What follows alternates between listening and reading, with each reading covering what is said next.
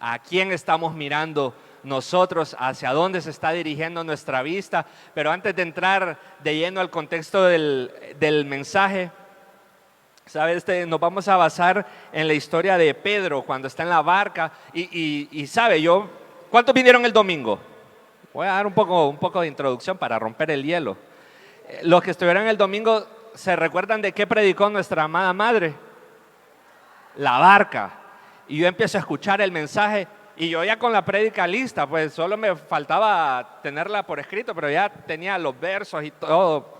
Y empiezo a escuchar que va a predicar de la barca y yo, no puede ser que vamos a tocar el mismo tema, ya me va a tocar cambiar de prédica. Y yo estaba y yo le digo a mi esposa ahí, tu mamá está predicando y creo que va a tocar el mismo tema que yo tengo para el miércoles, no puede ser, ya me va a tocar empezar a reformular todo.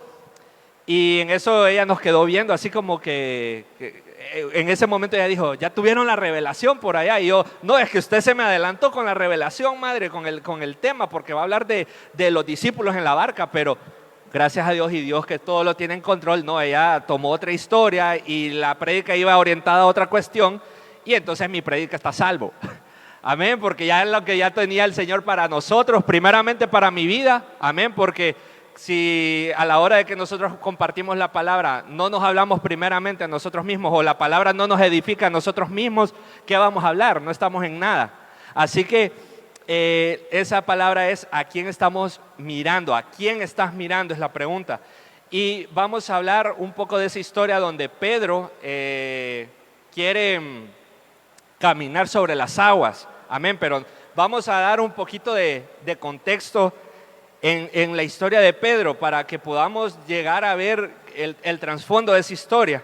Y dice que Pedro, a ver si, ustedes ya saben que cuando yo me paro aquí me gusta preguntarles un poco y me quiero tirar de profesor para ver si la gente está en clase. ¿Cuál era el nombre con el que se le conocía a Pedro antes? Simón. Simón es el nombre real de él, ¿verdad? Antes de tener ese encuentro con Jesús, era conocido como Simón. ¿Qué profesión tenía Simón? Era pescador, correcto. Era un pescador de profesión porque se había dedicado a la pesca toda su vida.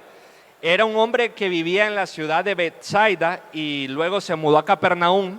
Y yo soy bien curioso para buscar estos lugares de la Biblia, dónde están actualmente.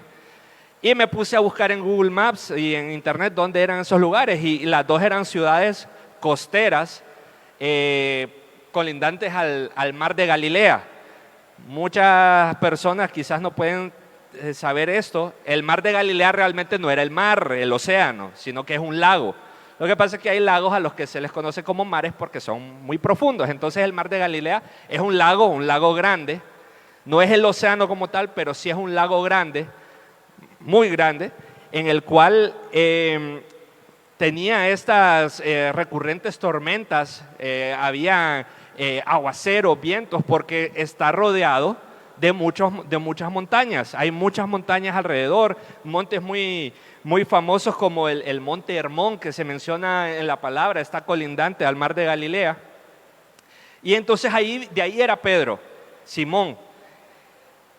Y Simón viene y cuando es tocado por Jesús, cuando Jesús lo llama, Jesús mismo le dijo, ya no te vas a llamar Simón, sino que ahora tu nombre va a ser Pedro, que significa piedra. Y ahí es donde le dice, sobre esta roca edificaré mi iglesia. ¿Y por qué? Porque Jesús, desde que conoció a Pedro, vio ese potencial que había en él, vio un potencial a largo plazo. Y desde que él lo conoce y cuando empieza a tener esa relación con él, le dice, sobre ti voy a edificar mi iglesia. Pero Pedro era un hombre común y corriente, era un pescador. O sea, Jesús no se fue a buscar a eruditos de la palabra, no se fue a buscar a esos maestros que se la vivían en los templos, a esos fariseos que eran expertos en la palabra. No, se fue a buscar gente común. ¿Y eso qué nos enseña? Que Jesús está buscando gente como nosotros, común y corriente. Dios no lo vamos a asombrar con teología, Dios no lo vamos a asombrar. Que, ojo, el que quiere estudiar teología y meterse a las profundidades de la palabra, perfecto. Pero a Dios no lo vamos a sorprender con conocimiento, porque Él es el conocimiento, amén. Entonces, a pesar de ese futuro que Jesús le miraba a Pedro, desde los primeros días, meses, semanas que él tiene contacto con Jesús, enfrentaba desafíos comunes, así como cada uno de nosotros. A ver si alguien me puede escuchar por ahí, por el pueblo, ¿qué problemas tenía Pedro en cuanto a su personalidad? A ver si alguien me puede decir. Mecha corta, ahí está, ahí lo dijo el mentor Julio, mecha corta, era una persona impulsiva, que quizás es de lo que más se comenta en la palabra acerca de la personalidad de Pedro. Era una persona muy impulsiva, se dejaba llevar por sus emociones, se dejaba llevar, él no meditaba, él actuaba y hasta después tal vez le caía el 20, ¿verdad? Es como tantas veces creo que yo les he contado, de cuando a veces estamos manejando y bajamos el vidrio, y empezamos y después, y si esa persona ha ido a la iglesia y yo ya le grité de todo, hasta de lo que se iba a morir, porque nos dejamos llevar por impulsos. Quizás así fue Pedro, y no digo quizás así fue, porque ya vemos tantos pasajes en los que Pedro se dejó llevar por sus emociones, por sus impulsos, y era una persona que lidiaba con eso, era una persona que tenía que lidiar con su carácter, con su temperamento fuerte, porque no solo era que era mecha corta, sino que también era hasta agresivo el varón. Imagínense en la historia cuando se llevan a Jesús encarcelado, él no anduvo preguntando ¿y qué venís? No, machetazo de un solo a la oreja. O sea, iba con todo. Pedro era medio mal geniado, ¿verdad? No andaba con cuentos. Entonces, estas características de Pedro al seguido lo hacían ponerse en situaciones un poco adversas, situaciones problemáticas. A pesar de esa impulsividad, Pedro también, y aquí vamos a ver la parte buena a veces de tener ese tipo de carácter, exhibió valentía y una firmeza que lo diferenciaban. Por ejemplo, él fue el primero en reconocer a Jesús como el Mesías. Él fue el primero que dijo, realmente este hombre es el Mesías. Él fue el que tuvo esa valentía. Ustedes, si vemos el contexto histórico de cuando Jesús está en la tierra, es un asunto que está el Imperio Romano gobernando toda esa zona y los judíos hablaban mucho del Mesías, pero esperaban a un Mesías como un superhéroe, como un rey que iba a venirlos a librar, y no esperaban esa llegada de un hombre de una manera tan humilde, de una manera tan sencilla como vino nuestro Señor Jesús. Y entonces Pedro fue ese primero que reconoce a Jesús como el Mesías. Y la vida de Pedro antes del Espíritu Santo no solo fue un camino de virtudes exentas de dificultades, también era un hombre que tenía dudas, era un hombre que tenía temores personales, y que él vivía constantemente luchando con ellos, queriéndolos superar. No sé si les hace familiar a la historia de alguno de ustedes. ¿Cuántos dicen amén? Yo también paso lidiando así como Pedro con mi carácter, yo también paso lidiando como Pedro con situaciones personales. Solo el anciano Johan, no creo yo. Amén, exacto, hay que ser sinceros con nosotros mismos. Nosotros lidiamos no necesariamente con cuestiones de carácter, de personalidad, hay tantas cosas con las que como seres humanos nosotros tenemos que lidiar, la duda, la inseguridad, tantas cosas. Entonces, uno de los mayores desafíos para Pedro fue balancear esa parte de la fe con su naturaleza humana. Y no creo que solo Pedro, creo que aquí nos aplica cada uno de nosotros, porque estamos en esos momentos donde realmente nosotros decimos confiar en el Señor, pero empezamos a ver las situaciones, y la confianza. Entonces ya va viendo por dónde vamos, a dónde queremos llegar con el tema. Entonces experimentaba miedos, experimentaba dudas, y eso lo evidenciamos justo en esa historia, y vamos a leerla. Vamos a ir directamente al pasaje, Mateo 14, 22. Si lo pueden poner, por favor, en la... No apunté la versión en la que lo copié aquí, creo que es la Nueva Versión Internacional. Lo vamos a leer, y si no, igual podemos seguir la lectura, y si no es esa, tal vez es traducción al lenguaje actual. La palabra se lee honrando al Padre, al Hijo y al Espíritu Santo. Dice, inmediatamente después Jesús insistió en que los discípulos regresaran a la barca y cruzaran al otro lado del lago, mientras él enviaba a la gente a casa. Después de despedir a la gente, subió a las colinas para orar a solas. ¿Subió acompañado? No, subió ¿cómo? A solas. Mientras estaba allí solo, cayó la noche. Mientras tanto, los discípulos se encontraban en problemas lejos de tierra firme, ya que se había levantado un fuerte viento y luchaban contra grandes olas. A eso de las 3 de la madrugada, que en otras versiones dice a la cuarta vigilia de la noche, Jesús se acercó a ellos caminando sobre el agua. Cuando los discípulos lo vieron caminar sobre el agua, quedaron aterrados, llenos de miedo, y clamaron: «¡Es un fantasma!». Pero Jesús les habló de inmediato y les dijo: «No tengan miedo, tengan ánimo, yo estoy aquí». Entonces Pedro lo llamó, y aquí viene Pedro de impulsivo, ¿verdad? Aquí viene Pedro otra vez con sus cuestiones. Aquí se ve reflejado ese carácter. Entonces dice en el 28, entonces Pedro lo llamó: «Señor, si realmente eres tú, ordéname que vaya hacia ti caminando sobre el agua». «Sí, ven», dijo Jesús. Entonces Pedro se bajó por el costado de la barca y caminó sobre el agua hacia Jesús. Pero cuando vio el fuerte viento, ¿qué dice? Pero cuando vio el fuerte viento y las olas, se aterrorizó y comenzó a hundirse. «Sálvame, Señor», gritó. De inmediato Jesús extendió la mano y lo agarró. «¿Tienes tan poca fe?», le dijo Jesús, «¿por qué dudaste de mí?». Cuando subieron de nuevo a la barca, el viento se detuvo. Entonces los discípulos lo adoraron. «De verdad eres el Hijo de Dios», exclamaron. Miren, esto ocurre, como les decía, en ese lugar, en el mar de Galilea, y eran comunes este tipo de tormentas en ese lugar. Inclusive para gente de profesión como Pedro, que era un pescador, ellos estaban acostumbrados, pero esta tormenta era como inusual, era como más intensa y generó miedo en cada uno de ellos. Eran pescadores y sin embargo tuvieron miedos. Tenían años de experiencia de navegar por ese mar, quizás en otros grandes lagos que estaban en la zona de Israel también se pudieron haber cruzado ellos, y ellos ya tenían experiencia, pero tuvieron miedo. Imagínense bien, esta historia transcurre después de que Jesús hace el milagro de la multiplicación de los panes y los peces. Jesús estaba a la orilla del mar cuando pasó esto, y cuando dice al inicio del texto, terminó de despachar a la gente, Jesús se fue a orar, subió al monte y envió a cada uno de los discípulos al mar. Entonces, imagínense, yo me imagino, y esto es algo que quiero ahí rescatar, que Jesús, después de una jornada de la que le predicó a 5,000, hizo el milagro de la alimentación de las 5,000 personas con los panes y los peces, viene y se va a orar. Y me imagino que se fue a orar sabiendo la situación que iban a vivir los discípulos, y él se fue a orar por ellos.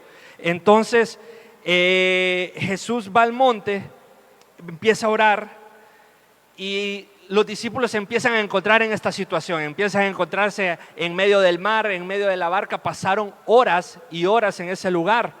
Dice que fue a la cuarta vigilia de la noche, y eso es más o menos entre las 3 y 6 de la mañana. Llevaban horas remando contra el viento, y en la hora más oscura, cuando el cansancio... ¿Cuántos les ha tocado trabajar de noche? ¿Cuántos han tenido así horarios nocturnos? Me imagino que a las 3 de la mañana, 4 de la mañana es cuando la cosa se pone como peleaguda, o si no, pregúntenle a los dormilones en la vigilia, ¿verdad? Cuando estamos en vigilia a las 3 de la mañana es la hora más complicada, es la hora más difícil, es la hora donde yo creo que el sueño está más pesado. Si tanto estamos dormidos es cuando, bueno, yo soy una piedra durmiendo, ahí puede estar un temblor y a mí mi esposa creo que me tiene que parar una cachetada para que yo me despierte.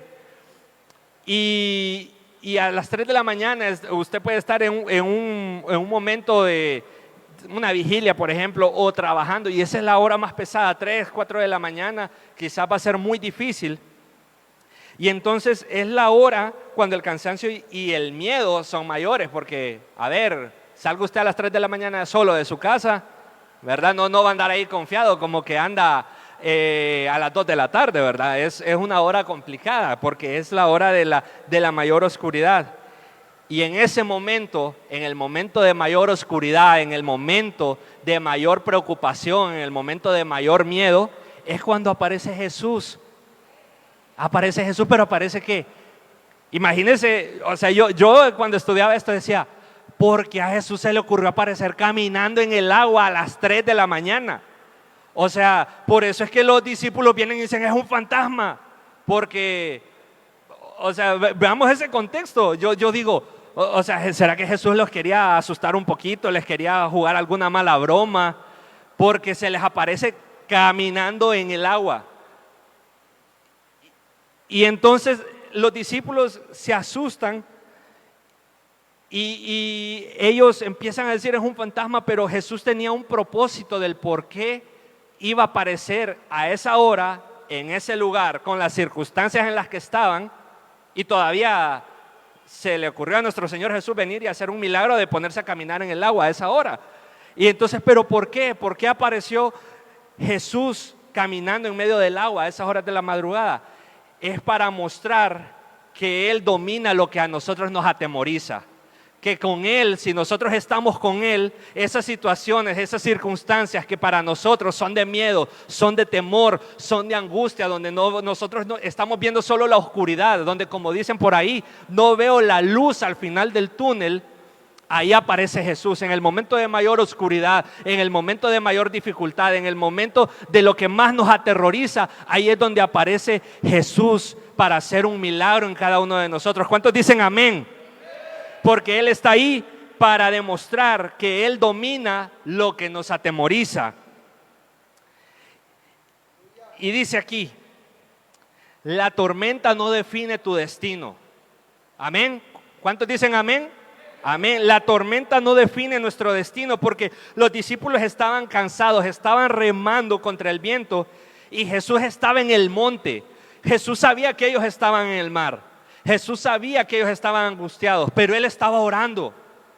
Por eso yo les digo a la gente cuando empieza a caminar en el camino del Señor, usted no espere de que viene Jesús, usted acepta al Señor en su corazón y ¡pam!, desaparecieron los problemas por arte de magia. No, eso no es así. No es que nosotros venimos, llegamos al Señor y ¡pum!, la vida empezó a sonar, o la vida empezó a pintarse de color de rosa y que todo, no es así, sino que más bien llegamos al Señor y van a empezar esas pruebas. ¿Por qué? Porque Dios quiere realmente moldear nuestra confianza, moldear nuestra fe, de saber de que aunque estemos en oscuridad, de que estemos en desesperación, cuando no tenemos esperanza y nosotros venimos y nos doblegamos y enterramos esos miedos y se los entregamos a Él. Amén. Amén. Entonces los discípulos llevaban horas contra el viento y Jesús los ve desde el monte y Él no los abandonó. Él estaba orando por ellos. En el momento en el que tú sientas ese silencio, que sientes que ¿dónde está el Señor? Créale que el Señor está obrando. Aunque, como dice la canción, aunque no lo puedas ver, Él está obrando. Las tormentas son inevitables, pero la presencia de Jesús marca la diferencia. Tormentas van a haber. Tormentas en todo el largo de nuestra vida van a haber, son necesarias las tormentas. Necesitamos saber de que vamos a tener que atravesar tormentas, son necesarias, pero la presencia de Jesús marca la diferencia. Y yo quiero que usted se lleve eso, la presencia de Jesús marca la diferencia. La situación que nosotros estemos viviendo no significa que es ausencia de Dios, sino la oportunidad para que nosotros podamos ver su poder. Ese momento donde nosotros sentimos ese silencio, donde nosotros sentimos esa soledad, no es que es ausencia de Dios, sino que es la oportunidad de que nosotros podamos ver el poder de Dios manifestado sobre cada uno de nosotros. Amén. Y dice la palabra en Isaías 43:2, aquí sí tengo que es en la Nueva Traducción Viviente. Isaías 43:2. Dice, cuando pases por aguas profundas, ¿qué dice? Yo estaré contigo. Cuando pases por aguas profundas, yo estaré contigo. Cuando pases por los ríos de dificultad, no te ahogarás. Cuando pases por el fuego de la opresión, no te quemarás. Las llamas no te consumirán. Uy, yo pensé que la iglesia iba a decir amén a esa palabra. Yo pensé que la iglesia iba a decir amén a esa promesa de Dios. Porque Él está diciendo que aunque pases por las aguas, no te vas a ahogar, que los ríos de las dificultades no te van a sobrepasar, que vas a pasar por el fuego de la opresión, pero que dice que no nos vamos a quemar. Es una promesa que Dios nos está haciendo de que Él va a estar con nosotros, que vamos a pasar tormentas, que vamos a pasar por el fuego, que vamos a pasar dificultades, pero que Él va a estar ahí con nosotros, pero que siempre que nosotros pongamos la mirada en Él. Por eso la pregunta es, ¿a quién estamos mirando? ¿Lo estamos viendo a Él realmente? ¿Lo estamos viendo a Él en medio de la dificultad? ¿Lo estamos viendo a Él en medio de cuando vemos que en el refrigerador, en la alacena no hay nada? Cuando estamos viendo que las deudas nos están sobrellevando, que la cuenta del banco ya va a empezar a salir en negativo, sino que ya no llegó a cero, sino que se fue a negativo la cuenta del banco. Ahí estamos viendo a Jesús realmente. El enfoque es lo que sostiene nuestra fe. Pedro está caminando sobre el agua porque, primero, lo que hablábamos, el carácter de Pedro, de siempre andar de intrépido, de valiente, de andar de acelerado, de andar encima de todo. Y él le dice al Señor, si realmente eres tú, déjame caminar en el agua. Y Jesús le dice, ven, lo llamó. Mientras mira a Jesús, Pedro empieza a caminar sobre el agua. Pero no lo veamos, veámoslo ya en lo natural. ¿Usted cree que podemos caminar sobre el agua en lo natural? Bajo los ojos naturales eso es imposible. Bajo las leyes de la física eso es imposible. ¿Y sabe qué? Pedro empieza a caminar sobre lo imposible. Porque aunque en lo natural las cosas se vean imposibles, para Dios no hay nada que sea imposible. Y nosotros estamos listos para poder empezar a caminar sobre lo imposible. Que la deuda se ve imposible de poder consolidar, camina sobre lo imposible. Que llevo un año sin trabajo y las cosas no están bien, empieza a caminar sobre lo imposible. Empieza a creer, empieza a llenarte de esa fe, y esa fe solo la vamos a sostener mirando a Jesús. Pero si nosotros estamos viendo el problema, la dificultad, que ahí van a estar, noticias de última hora, último momento, las tempestades van a estar ahí siempre. Se pueden calmar un momento, claro, Dios no nos va a tener azotados bajo tormentas toda la vida, pero van a levantarse las tormentas. Entonces, mientras mira a Jesús, camina sobre lo imposible. Y hay algo que a mí me llama la atención, que Jesús no calmó el agua, Jesús no calmó la tormenta, Jesús no calmó la tempestad cuando Pedro estaba caminando. Pedro sale de la barca y la tormenta seguía, los vientos seguían, las olas me imagino que eran intensas. Si yo no sé, los que se han subido, la madre hablaba de subirse en la banana ahí en la costa, o cuando usted se sube en una lanchita y que están cerca de la costa, y usted sabe que cuando vienen las olas uno se tambalea todo. Y eso que es el oleaje natural. Ahora usted imagínese un oleaje en medio de una tempestad.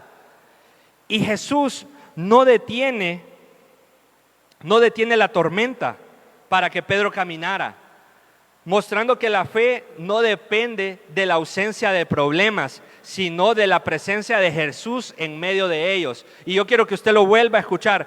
Jesús no calmó el mar antes de que Pedro caminara, mostrando que la fe no depende, oiga bien, la fe no depende de la ausencia de problemas. No es que si mi vida está resuelta, que como decía la madre, estamos playa, es que de eso depende mi fe. No, sí, yo estoy con el Señor y todo está resuelto y por eso yo tengo fe.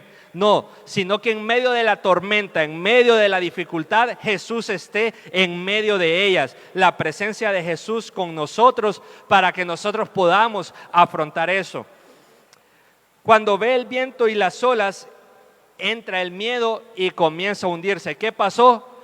Pedro estaba viendo a Jesús y empezó a caminar sobre lo imposible. Y así somos muchas veces nosotros como cristianos. Empezamos con nuestro primer amor en el Señor y nada nos detiene, y se nos viene aquí, se nos levanta la familia, se nos levanta la esposa, el esposo, los hijos, y uno sigue, no, yo sigo porque yo estoy con el Señor está conmigo. Pero empiezan a ver, y hubo algo que ya les tocó ahí el corazón y ya. Eso fue lo que le pasó a Pedro. Pedro estaba caminando en dirección a Jesús. Lo sacudió una ola y le entró el miedo, pulungún, para abajo. Empezó a hundirse. ¿Por qué? Porque apartó su mirada de Jesús, apartó la mirada del Señor. Empezó a ver el problema, empezó a ver las olas, empezó a ver el viento, la tempestad, y apartó sus ojos de Jesús. Y entonces él, en la palabra dice, vio el viento y las olas, y entonces él empezó a hundirse porque tuvo miedo. Entonces dice aquí, lo que miras alimenta ya sea tu fe o tu miedo. Porque si tú miras el problema, se va a alimentar tu miedo, se va a alimentar tu preocupación, se va a alimentar tu angustia. Pero si tú estás viendo a Jesús, tu fe va a seguir, tú vas a seguir caminando, porque Jesús está contigo y tú dices, yo voy con Él, yo voy de la mano del Señor, yo no me suelto de su mirada, yo prosigo de la mano del Señor y no voy a ver la tribulación, no voy a ver el problema, sino que yo prosigo viendo a Jesús. Entonces les pregunto, ¿estás mirando el qué? ¿Estás mirando a Cristo o estás mirando a la crisis? ¿Qué estamos viendo? ¿Estamos viendo a Cristo o estamos viendo a la crisis? Dice Hebreos 12:2 en la Nueva Versión Internacional: fijemos la mirada en Jesús, el iniciador y perfeccionador de nuestra fe. Y venimos, y lo que les decía antes, si miramos a Jesús, es nuestra fe la que se fortalece. Entonces dice, fijemos la mirada en Jesús, el iniciador y perfeccionador de nuestra fe, quien por el gozo que le esperaba soportó la cruz. Amén.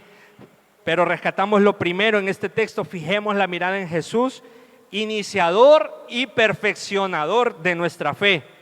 Entonces Jesús está caminando sobre el agua y Él muestra su autoridad sobre todo lo que nos es una amenaza. Él representa lo que para ti es inestable, Él es el camino seguro. Porque claro, el agua no es algo estable, no es algo en lo que nosotros nos podamos parar y empezar a caminar. Para nosotros entrar al agua no es seguro. O sea, aunque podamos nadar, bueno, digo podamos entre comillas, ¿verdad? Medio, me defiendo. Entramos al agua y viene una ola y ya nosotros nos tambalea todo, porque no es algo estable, no es una superficie firme, es agua, es líquido. Pero para lo que nosotros representa lo inestable, Jesús ahí en medio puede hacer un camino seguro. Amén. Entonces esta es una escena en la cual el Señor Jesús está venciendo lo imposible y mostrándonos de que a través de Él nosotros también podemos vencer. Amén. Entonces viene la escena y vayamos a esta escena de Pedro saliendo de la barca. La barca, ¿qué representa en este caso? La barca representa nuestra zona de confort, porque Pedro está en la barca y está seguro. Pues está en una superficie firme, es cierto, se está sangoloteando la barca, se está moviendo, como dice la canción, de aquí para allá y de allá para acá, se está sangoloteando, pero él está seguro, porque está dentro de la barca. Pero salir de la barca es que está saliendo de la zona de confort, él está saliendo de la comodidad, de la seguridad aparente. Y para experimentar lo sobrenatural hay que obedecer la palabra y salir de la comodidad. Si realmente nosotros queremos empezar a caminar en lo sobrenatural, si nosotros realmente queremos experimentar esos milagros, esas proezas, empezar a caminar como hombres y mujeres llenos del Espíritu Santo, tenemos que dejar la comodidad. ¿Y cómo se llama la comodidad? Póngale el nombre que usted quiera, no orar, no ayunar, no leer la palabra, estar cómodos en un servicio solo por servir. Póngale el nombre que usted quiera. Pero Pedro, él quiso salir de su comodidad porque él quiso experimentar lo sobrenatural. Él vio a su maestro caminando sobre lo imposible, y él dijo, yo también, porque si él puede y yo estoy con él, yo también voy a poder. Entonces Pedro quiso él experimentar lo sobrenatural y salió de la zona de confort. Caminó sobre el agua porque respondió al llamado, no porque confiara en sus fuerzas, porque él le dijo al Señor, le dijo a Jesús, que sí, parafraseándolo, puedo ir a caminar ahí contigo. Porque él sabía que no era por sus fuerzas, él sabía que en la lógica humana, en lo natural, él si se tiraba al agua iba a caer.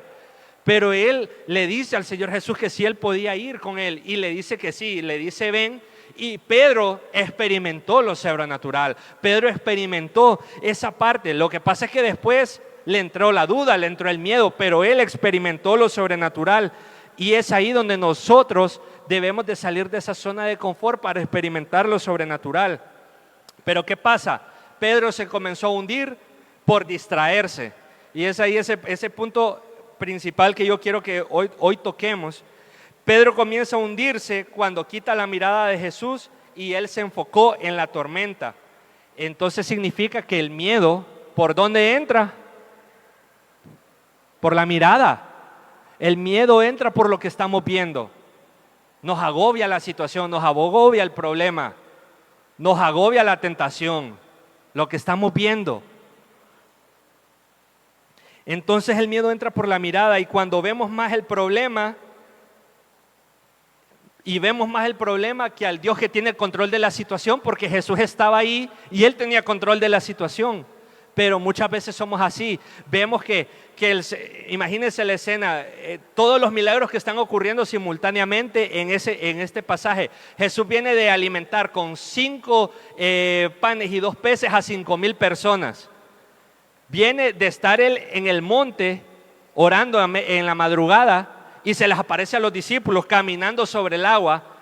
Pedro camina sobre el agua. O sea, estamos viendo tantas cosas sobrenaturales, tantos milagros. Y saben, la iglesia, a veces somos así, estamos viendo el mover de Dios, estamos viendo que Dios empieza a hacer sanidades, empieza a hacer proezas, empieza a hacer maravillas. Empezamos a escuchar testimonio de un hermano por aquí, testimonio de otro hermano por allá.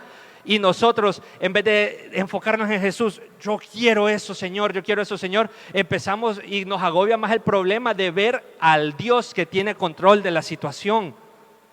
Y estamos viendo que Dios está haciendo milagros, que Dios está haciendo maravillas, y nos enfocamos más en el problema, porque así es nuestra naturaleza humana. Pero sabe, ahí entra esa gracia del Señor de que aunque Pedro dudó y puso su mirada en la tormenta y no en Jesús, Jesús viene y lo tomó de la mano inmediatamente y no lo dejó hundirse. Se estaba hundiendo, pero lo tomó. Y ahí es otro milagro. Imagínense, está caminando sobre el agua y tiene la fuerza para sacar al hombre. Ahí, o sea, Jesús está haciendo una cantidad de milagros en ese momento impresionante. Y no lo regañó primero lo sacó, no es que lo dejó. Y te estás hundiendo, y lo dejó, y Pedro para abajo. No, sino que lo saca y después le dice, ¿por qué no tuviste fe? Hombre de poca fe, le dice, ¿por qué dudaste? No por salir de la barca, sino por distraerte. Muchas veces empezamos a caer, a caminar en lo sobrenatural. Empezamos a caminar en esas cosas. Desviamos la mirada un segundo y eso trae consecuencias. Pedro, porque en el acto reconoce, Señor, sálvame. Sabía que el Señor lo podía salvar. Él tiene su acto de redención por su incredulidad ahí en el segundo. Lo podemos ver como que es una escena así rápido, que esto pasa en cuestión de segundos, pero Pedro reconoce que Jesús es quien lo puede salvar.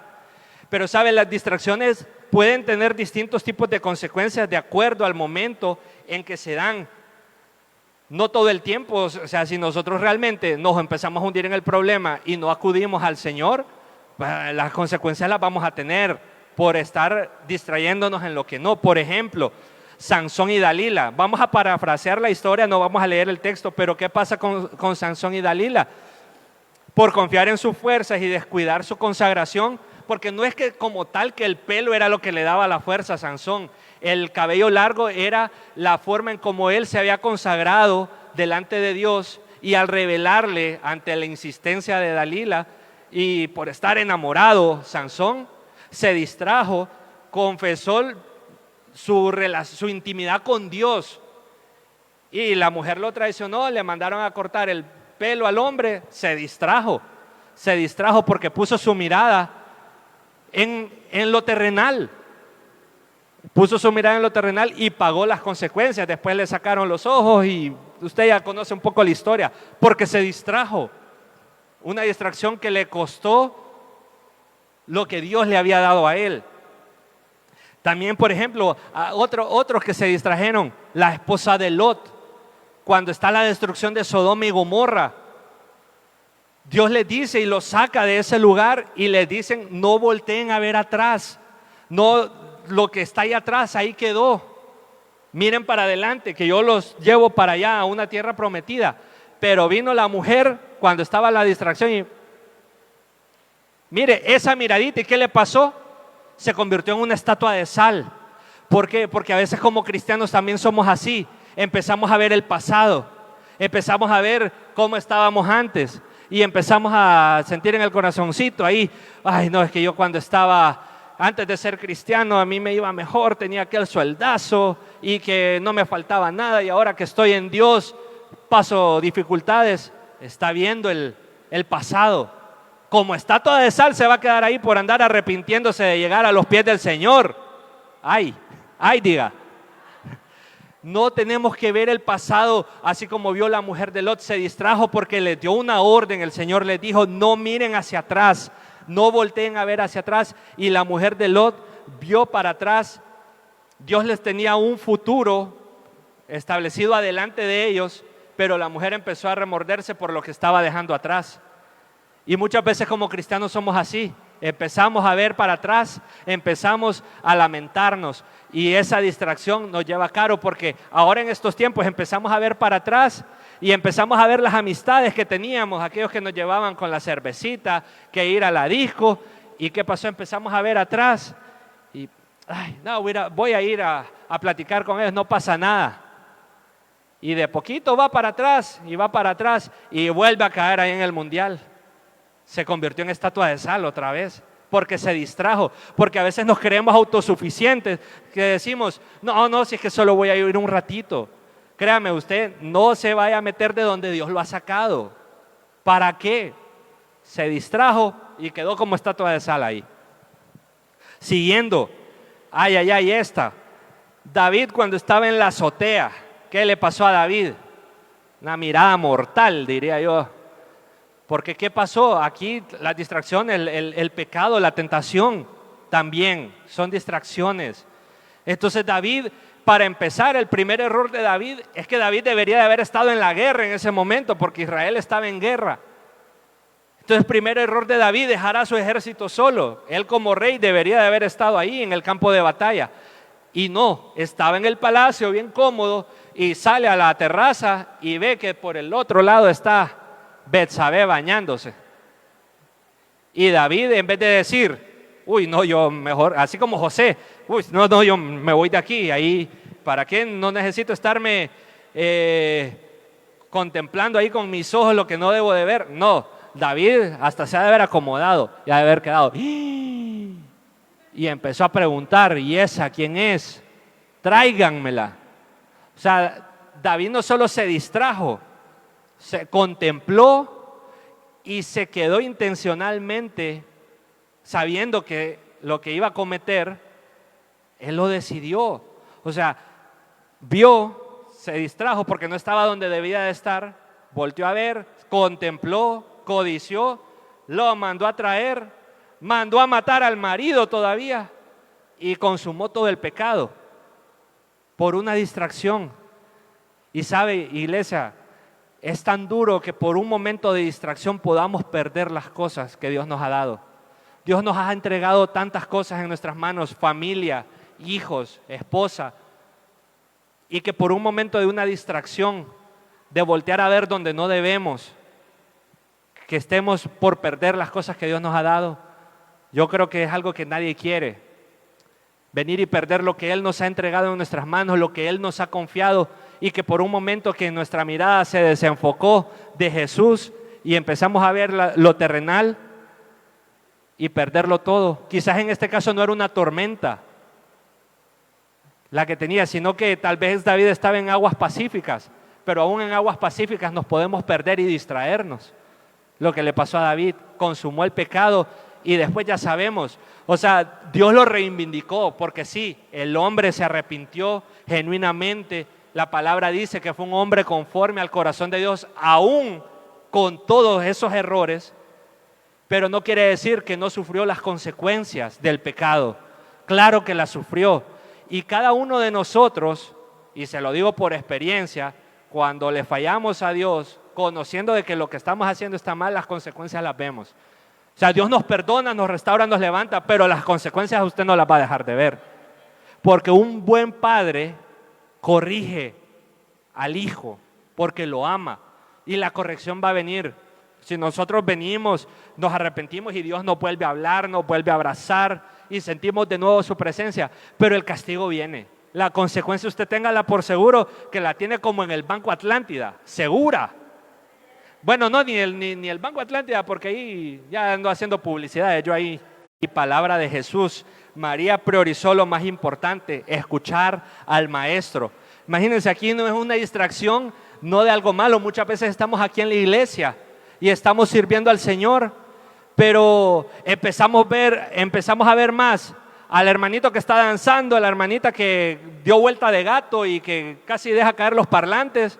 Y por estar viendo, nos perdemos nosotros de esa presencia de Dios. Y eso pasa en esta casa, de que empezamos a ver, se van a dar vuelta allá arriba esos de alabanza. Ahí esas coristas van a darse un buen toque allá arriba. Y estamos como espectadores en vez de sumergirnos en la presencia y enfocarnos en la presencia de Dios y empezar a disfrutar. O a veces no necesariamente es que estamos criticando, sino que solo estamos quietos como estatuas de sal ahí viendo lo que está pasando.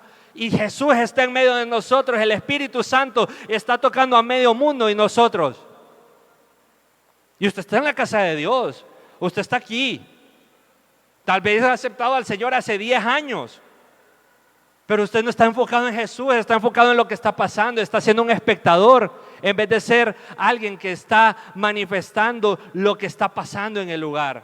Y muchas veces por estar distraídos nos perdemos la presencia de Dios, nos perdemos sentir un toque especial de la presencia de Dios. Tal vez Dios tenía una palabra que darnos ese día, pero como andamos viendo a todos lados, menos viéndolo a Jesús, nos perdemos de su presencia. Amén. Y Marta le pasó eso, tenía al maestro en su casa dando una palabra y ella estaba afanada, se distrajo. Distracciones que nos pueden pesar. Entonces ahora, iglesia, yo te pregunto, ¿cuáles son tus olas?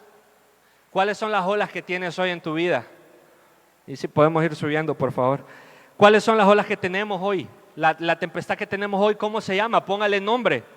Enfermedad, deudas, problemas familiares, ansiedad, depresión, lucha con pecados. No te hundes por la tormenta. La tormenta no te va a hundir. Si tú ya estás en el Señor, la tormenta no te va a hundir. Te hundes por dejar de ver a Jesús.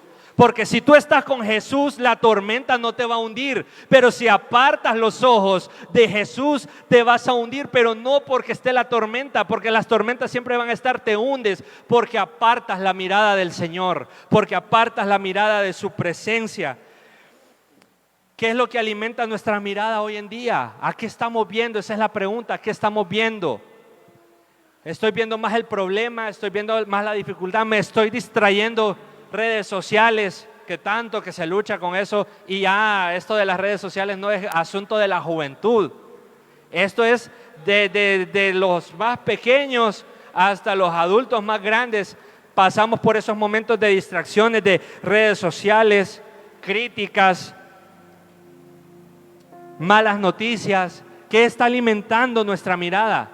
El chisme, la ira, como o ser de mal carácter, de mal genio, como a veces tenía Pedro. ¿Qué está alimentando nuestra mirada hoy? Yo le voy a pedir, iglesia, que se pueda poner en pie. ¿Con qué nos estamos alimentando nuestra mirada? ¿Nos estamos distrayendo? ¿Estamos viendo lo que no debemos de ver, que sabemos que no debemos de ver, y eso nos está distrayendo y llevándonos a la destrucción. Porque créame que de lo que vemos se alimenta nuestro espíritu, se alimenta nuestro cuerpo. Y a través de los ojos pueden venir tantas cosas, malos deseos, pecado, distracción, murmuración. Póngale el nombre que usted quiera a esa situación.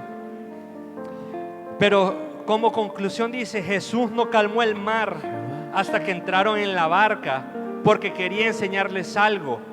La victoria no depende de que no haya tormenta, sino de quién camina contigo sobre ella. Oiga muy bien esto y quédeselo en su corazón.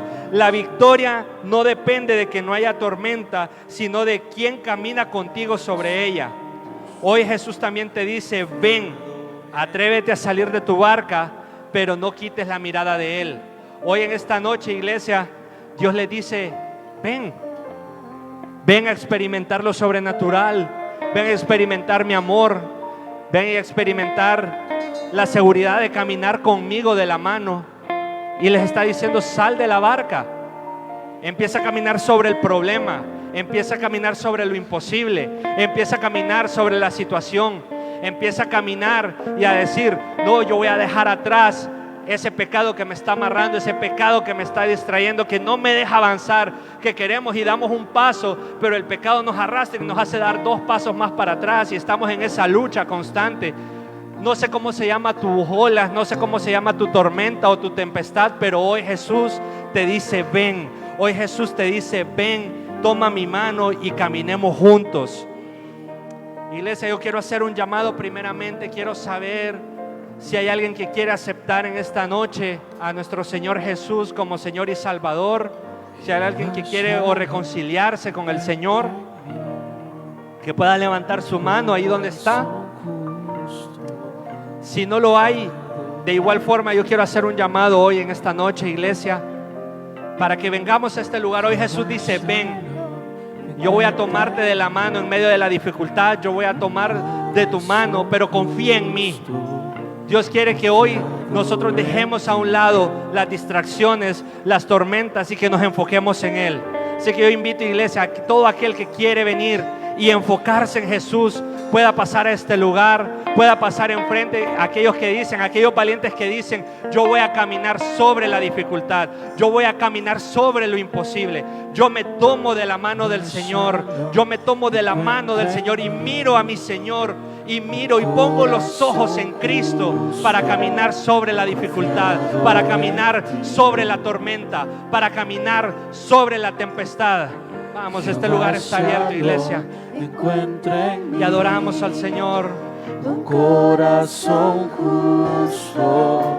Señor, hoy queremos, Señor, poner los ojos en ti, Señor.